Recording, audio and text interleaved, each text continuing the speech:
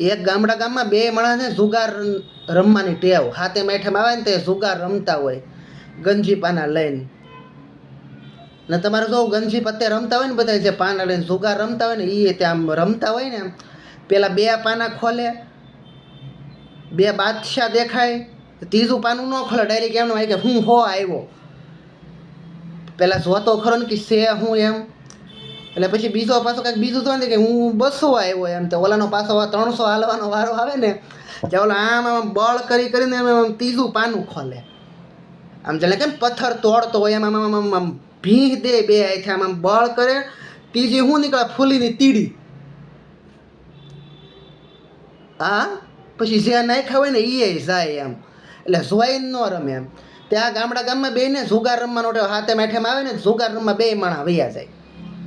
ત્યાં આ હાથે માઠેમ કહીને એમાં જુગાર રમવા ગયા ને એને ટેવ એવી જુગાર રમવા રાતે વૈયા જાય ઘર બંધ કરી.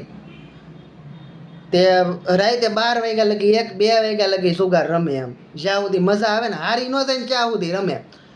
તે બેયને ટેવ ને તો બે અલગ અલગ જગ્યાએ જુગાર રમવા જાય. તે પેલા પત્ની 2 વાગ્યા બધું હારીને સીધી ઘેરે આવીને સૂઈ ગઈ, ને ઓલો પતિ જુગાર રમતો હશે, રમતા રમતા એને 4 વાગી ગયા.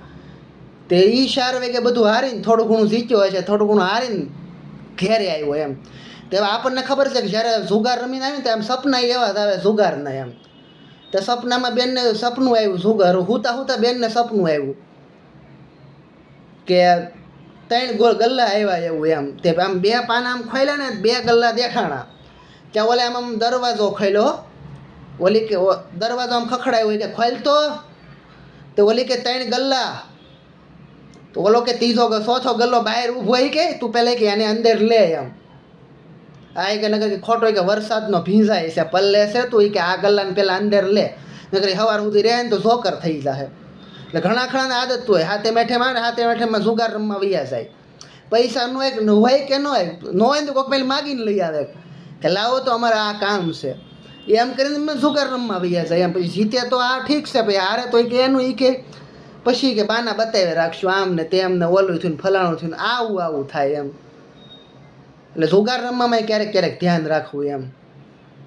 એક ભાઈ તો બહુ જુગાર રમતો હતો, તે એને ઘર તે એક ભાઈ એને કહે કે જુગારમાં કે પાંડવો હારી ગયા હતી કે દ્રૌપદીને તારે કે જુગાર ન રમવો જોઈએ.